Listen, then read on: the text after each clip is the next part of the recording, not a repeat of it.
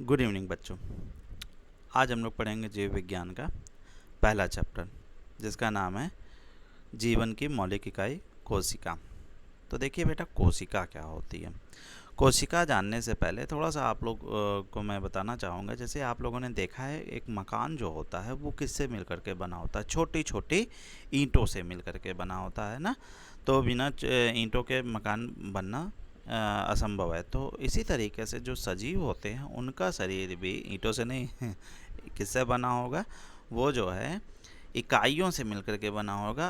और इन इकाइयों को हम लोग क्या बोलते हैं? कोशिका बोलते हैं। तो कोशिका क्या हो गई? यह जीवों की संरचनात्मक, माने जो उनकी संरचना बना रहा है, इसके साथ ही साथ जितनी भी क्रियाएं हो रही हैं वो सभी कहाँ हो रही हैं? कोशिका के अंदर। तो जीवों की संरचनात्मक और कार्यात्मक इकाई हो गई।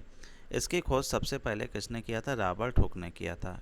किस सन में किया था? सन 1665 ईस्वी में किया था। कहाँ से किया था? कार्क कोशिकाओं की पतली काट के आधार पर किया था। किसके आधार पर किया था? कार्क कोशिकाओं की पतली काट के आधार पर किया था। अब कार्क कोशिकाएं क्या होती हैं? जैसे पेड़ आप लोग देखते होंगे, तो पेड़ में बाहर की तरफ पाई जाती है छाल, ठीक है। और छाल के अंदर आप लोग देखोगे तो यहाँ पे हमको क्या देखने को मिलती है? कार्क कोशिकाएं देखने को मिलती हैं। कार्क कोशिका हो गई, ठीक है।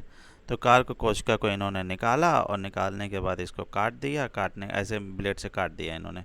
काटने के बाद ये ऐसा भाग मिला और इसको सूक्ष्मदर्शी के नीचे इन्होंने देखा।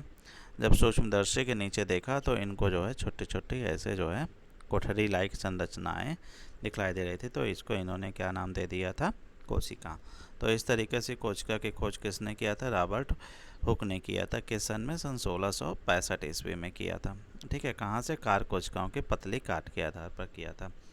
तो जीवित, अब रॉबर्ट हुक बेटा जो कोशिका खोजे थे ना, वो मृत कोशिका खोजे थे। तो फिर जीवित कोशिका की खोज किसने किया था? जीवित कोशिका की खोज एंटोनी वान लिवेनहाक ने किया था। कहाँ से?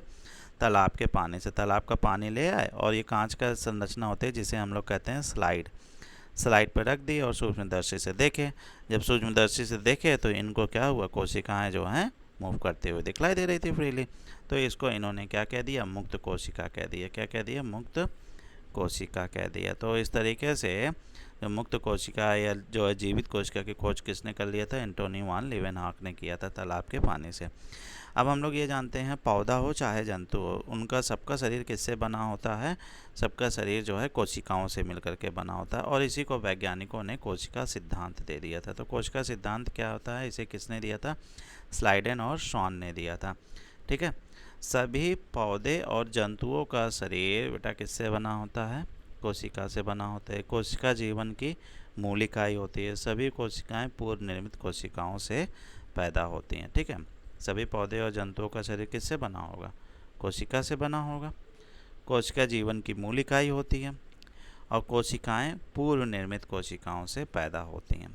मतलब नई कोशिकाएं कहाँ से आती हैं? पुरानी कोशिका से तो आती हैं। आप छोटे से बड़े हो गए तो नई कोशिकाएं आई ना आपके शरीर में। ये सब नई कोशिकाएं कहाँ से? पुरानी कोशिकाओं में जब विभाजन हो गया। तो कोशिका के प्रकार, कोशिका की संख्या के आधार पर हम लोग कोशिका को बांट सकते हैं। कुछ ऐसे जीव होते हैं जिनमें केवल एक ही कोशिका होती है, उन्हें हम लोग कहते हैं एक कोशिकीय जीव। वे जीव जिनमें केवल एक कोशिका होती है, जैसे जीवाणु, नीलरी, शैवाल, अमीबा आदि। कुछ जीव ऐसे होते हैं जिनमें एक से अधिक प्रकार की कोशिकाएं होती हैं। जब एक से अधिक प्रकार की कोशिकाएं होंगे तो बहुकोशिकीय जीव। वे जीव जो एक से अधिक प्रकार की कोशिकाओं से बने होते हैं, जैसे पादप कोशिका और जंतु कोशिका। तो पादप कोशिका और जंतु कोशिका में हम लोग थोड़ा सा अंतर भी यहाँ पे देख लेते हैं। तो क्या क्या अंतर होता है? पादप कोशिका में हरा रंग होता है। हरा रंग पर्णहरिम के कारण होता है। पर्णहरिम किस में पाया जाता है? क्लोरोप्लास्ट में पाया जाता है, हरित लवक में पाया जाता है, ठीक है। तो इनमें क्लोरोप्लास्ट पाया जाता है पादप कोशिका में। जंतु कोशिका में क्लोरोप्लास्ट नहीं पाया जाता है। अच्छा, इनमें जो रिक्तिका होती है वो बड़ी होती है। रिक्तिका कैसी होती है? बड़ी। अब रिक्तिका क्या है? जैसे ये कोशिका है, कोशिका के अंदर ये जो जगह होती है, खाली जगह होती है, इसी को हम लोग बोलते हैं रिक्तिका। तो पौधों में ये बड़ी होगी, जबकि जंतुओं में क्या होगी?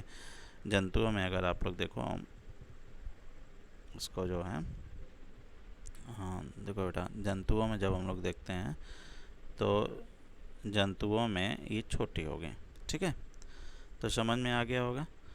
इनमें क्लोरोप्लास्ट होता है, इनमें क्लोरोप्लास्ट नहीं पाया जाता है। इनमें रिक्तिका बड़ी होती है, इसमें रिक्तिका छोटी होती है। इसमें प्रकाश संश्लेषण द्वारा पोषण होता है, प्रकाश संश्लेषण नहीं होता है। और पौधे जो है कोशिका भित्ति पाई जाती है पौधों में, ठीक है, जबकि जंतुओं में कोशिका भित्ति नहीं पाई जाती। अब आप लोग हमें यह बताओ कि पौधों में ही कोशिका भित्ति क्यों पाई जाती है, जंतुओं में क्यों नहीं पाई जाती? क्योंकि कोशिका भित्ति उनको कड़ापन प्रदान करती है, ठीक है। अगर जंतुओं में भी हो जाएगी तो जंतु भी कड़े हो जाएंगे ना, तो वो एक जगह स्थिर हो जाएंगे, फिर उनमें गति ही नहीं होने पाएगी। तो समझ में आया, जंतुओं में कोशिका भित्ति नहीं पाई जाती है, ठीक। तो हम लोग नेक्स्ट क्लास में पढ़ेंगे कोशिका के प्रकार।